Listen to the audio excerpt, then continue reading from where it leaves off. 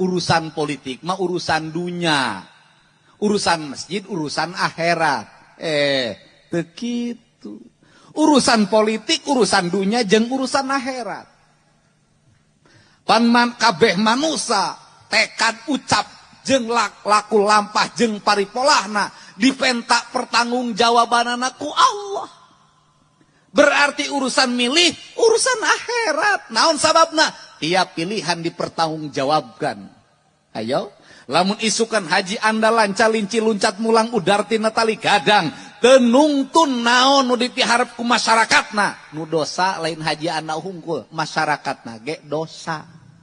Naon dosana? Milihna sia mangadaguan amplop heula kamari tah eta. Ayo keprok. Bener tak?